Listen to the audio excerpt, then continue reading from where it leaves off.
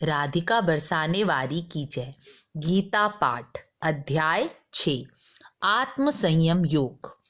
गीता के छठे अध्याय में भगवान कृष्ण अर्जुन से कहते हैं, जो मनुष्य कर्म के फल को ना चाहता है और करने योग्य ही कर्म करता है, वही असली योगी और सन्यासी है।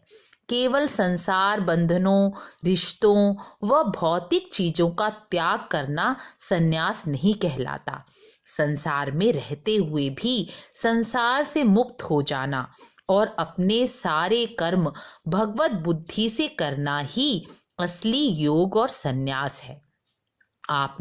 हमने भगवा वेशधारी सन्यासियों को देखा ही होगा, लेकिन आपको संसार में सूट बूट पहने भी सन्यासी दिख सकते हैं, क्योंकि सन्यास वस्त्र नहीं, मन की ऐसी स्थिति है जहां सन्यासी संसार में तो रह रहे हैं, लेकिन उस संसार में आसक्त नहीं है। वह अपने सभी कर्म भगवान के लिए कर रहे हैं। यही सन्यास योग कहलाता है।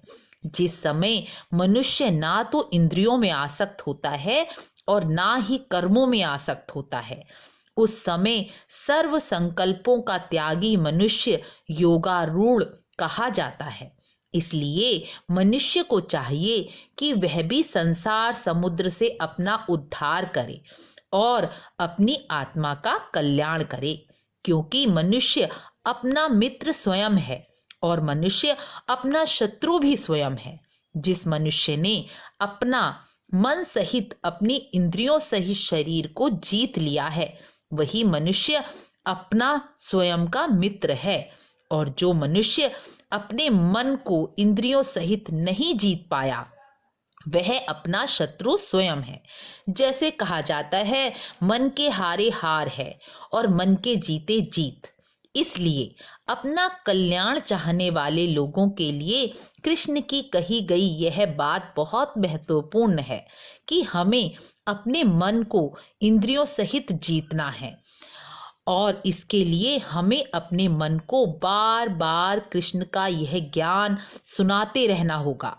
जिस प्रकार कुएं की दीवार पर कुएं की रस्सी से जिससे बाल्टी भरकर ऊपर लाई जाती है, उस रस्सी का निशान कुएं की दीवार पर आ जाता है, यानी इतनी कोमल रस्सी का निशान पत्थर पर आ जाता है, तो हमारे मन को भी बार बार कृष्ण का यह ज्ञान सुनाने से हमारे मन के विकार भी शांत होंगे, हमारा मन भी हमारे नियंत्रण में आने लगेगा। यह सब अभ्यास से होता है। जिस प्रकार बार बार रस्सी आने जाने से एक पत्थर पर निशान हो जाता है, उसी प्रकार इसी अभ्यास से बार बार यह गीता का ज्ञान सुनने से मनुष्य विकार रहित हो जाएगा। उसके मन में परमात्मा स्वयं आ जाएंगे। जिस मनुष्य का मन शुद्ध है, इंद्रियां संयमित हैं, जिनकी दृष्टि समान है, जिसकी दृष्टि में पत्थर, मिट्टी, सोना सब बराबर हैं, वह योगी है और भगवान की प्राप्ति करने वाला है। अब आप ऐसा मत सोचना कि मैं तो मिट्टी और सोने को बराबर कह रही हूँ। यहाँ कृष्ण समझा रहे हैं कि जो मनुष्य संसार की वस्तु जैसे मिट्टी, सोना, पत्थर से भी अधिक कीमती कोई वस्तु है, यह जान गया, वही परमात्मा को प्राप्त होने का अधिकारी है। क्योंकि संसार की सभी वस्तुएं, वह कितनी भी कीमती हों, क्षणभंगुर हैं।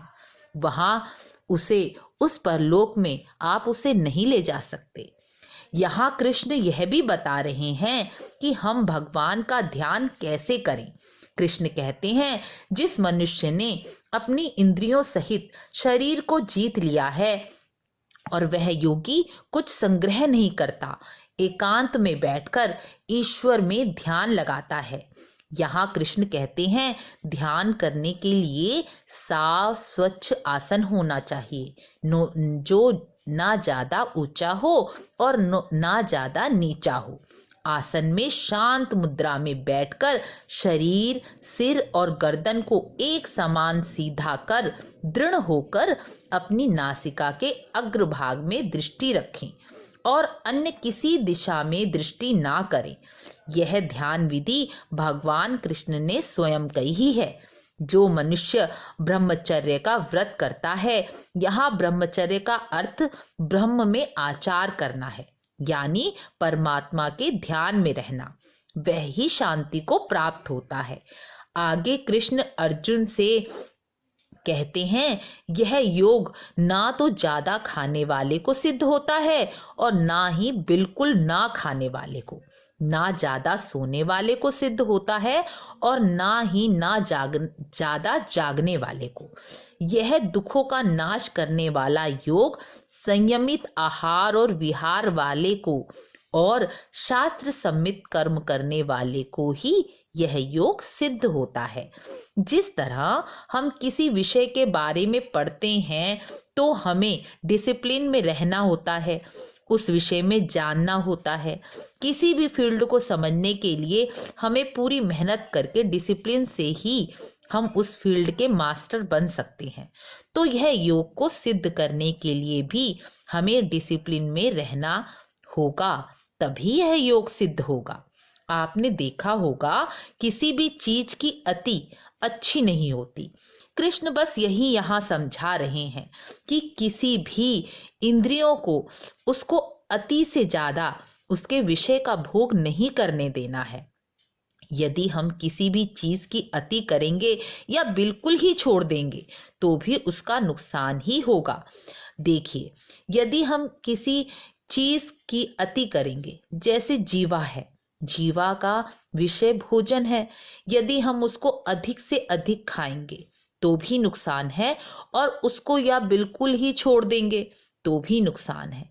इसलिए संयमित भोजन विशेष लाभकारी होता है, यह तो सभी जानते हैं।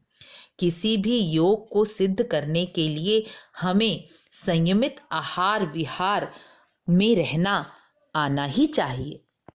यदि हमारा आहार विहार ठीक होगा तभी हम ध्यान में भी बैठ पाएंगे। अगर हमारा आहार विहार ही सही नहीं तो हम ध्यान भी नहीं कर सकेंगे। आजकल कलयुग में यही तो मेन बात है कि ध्यान में कोई नहीं बैठना चाहता। जरा सी आंखें बंद की कि मनुष्य का मन घबराने लगता है, आगे अंधेरा अंधेरा लगने लगता है। यह सब किस प्रकार है? इसी प्रकार है क्योंकि हमारा मन, हमारा आहार दूषित है। जिस प्रकार एक बंद कमरे में जो कभी ना खोला गया हो और अचानक उस कमरे को खोल दिया जाए और सफाई की जाए तो धूल ही धूल नजर आती है। उसी प्रकार जब हम ध्यान में बैठते हैं और आंखें बंद कर अपने अंदर ध्यान लगाने का प्रयास करते हैं तो मन के सारे विकार खोल खोल के बाहर आते हैं और हमारा मन विचलित हो जाता है और आंखें खुल जाती हैं। पर इसका उपाय भी यही है कि हम बार बार, चाहे 5 मिनट ही सही, रोज भगवान के ध्यान में बैठे ही बैठें। या हम ऐसे शुरू कर सकते हैं कि रोज 5 मिनट भगवान की याद करें, भगवान का स्वरूप मन में ध्यान करें। आगे भगवान कृष्ण कहते हैं कि परमात्मा में लगाया गया चित्त जिस प्रकार योग के अभ्यास से वश में किया गया चित्त परमात्मा में स्थिर हो जाता है, जैसे बिना वायु के दीपक की लौ चलायमान नहीं होती, उसी प्रकार योग के अभ्यास से निरुद्ध चित्त चलायमान नहीं होता। वह चित्त परमात्मा के स्वरूप को अनुभव करता है और आनंद को प्राप्त करता है। परमेश्वर की प्राप्ति से बढ़कर दूसरा कोई लाभ नहीं, यही कृष्ण समझाते हैं। ईश्वर को प्राप्त हुआ योगी बड़े से बड़े दुख से चलायमान या दुखी नहीं होता। जैसे जिस मनुष्य को कोहिनूर मिल गया हो उसे बाकी के हीरे अच्छे लगेंगे, वैसे ही जिसे स्वयं परमात्मा की प्राप्ति हो जाए उसे संसार की कोई दूसरी वस्तु नहीं लुभा सकती। इसलिए मनुष्य को चाहिए कि वह अपनी कामनाओं और आसक्ति को त्याग कर योग ध्यान के द्वारा मन को वश में करके अभ्यास करता हुआ परमात्मा में ध्यान लगाए। कृष्ण की बातों को सुनकर अर्जुन कहते हैं, हे मधुसूदन, मन तो बड़ा चंचल है। मन के चंचल होने के कारण मन वश में भी नहीं होता। अर्जुन के पूछने पर कृष्ण बोलते हैं, निस्संदेह मन बहुत चंचल है, कठिनता से वश में होने वाला है, परंतु यह मुश्किल नहीं। अभ्यास से यानी बार बार प्रयत्न करने से मन भी धीरे धीरे वश में होने लगेगा, क्योंकि यदि मन वश नहीं हुआ तो योग परमात्मा में ध्यान लगाना बहुत कठिन होगा। इसलिए अभ्यास से यह कठिन कार्य सरल हो जाएगा। परमात्मा का ध्यान अर्थात योग से मन और इंद्रियों सहित शरीर को वश में कर लेना ही आत्म संयम योग कहलाता है। साधक बार बार इसी योग का अभ्यास करते हैं। आगे अर्जुन कृष्ण से पूछते हैं, हे कृष्ण, यदि कोई मनुष्य योग के मार्ग पर तो चले लेकिन रास्ते में मोहित होकर पथभ्रष्ट हो जाए तो उसकी सारी मेहनत नष्ट हो जाएगी और वह खुद भी अधोगति को प्राप्त होता है। तो कृष्ण समझाते हैं, जो मनुष्य एक बार मेरी ओर बढ़ जाता है तो उसकी कभी अधोगति नहीं होती। वह मनुष्य ना इस लोक में ना परलोक में नाश को प्राप्त नहीं होता। कोई भी मनुष्य जो भगवत अर्थ कर्म अर्थात भगवान के लिए कर्म करता है वह दुर्गति को कभी प्राप्त नहीं होता। यदि वह मोहित होकर पथभ्रष्ट हो भी जाता है तो पहले वह मृत्यु के पश्चात अपने पुण्य के प्रभाव से स्वर्ग आदि लोकों में जाता है और वहां सुख भोग कर पृथ्वी पर शुद्ध आचरण करने वाले मनुष्यों के घर में जन्म लेता है और फिर जहां से वह पथभ्रष्ट हुआ था फिर से वहीं से अपनी योग यात्रा परमात्मा के ध्यान में लग जाता है और अपने पूर्व संस्कारों से मुझे ही प्राप्त होता है। इसलिए यदि देखा जाए तो कृष्ण कह रहे हैं कि बस मेरी तरफ अपने कदम बढ़ाने की देर है। यदि मनुष्य परमात्मा के मार्ग में कदम बढ़ा ले तो फिर उसका पूरा दायित्व भगवान ही संभालते हैं, यानी हमारे दोनों हाथों में लड्डू हैं, ऐसा सोचा जा सकता है।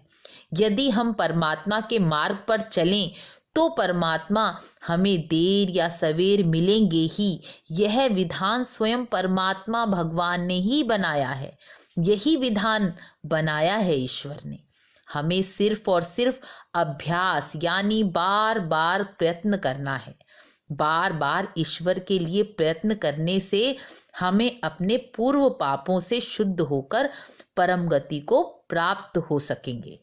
इसलिए कृष्ण अर्जुन को समझाते हैं कि तू भी योग का आश्रय ले और योगी हो जा। जो योगी श्रद्धावान होकर मुझे निरंतर भजते हैं, यानी पूजा पाठ नहीं याद करते हैं, वह योगी मुझे ही परम श्रेष्ठ मान्य है। इस प्रकार गीता का 6वां अध्याय पूर्ण हुआ। गीता के 6वें अध्याय का महात्म्य भी अवश्य सुने और गीता का पूरा फल प्राप्त करें। वीडियो अच्छी लगी हो तो लाइक शेयर सब्सक्राइब करना ना भूलें। मिलते हैं गीता के अगले अध्याय में। राधे राधे।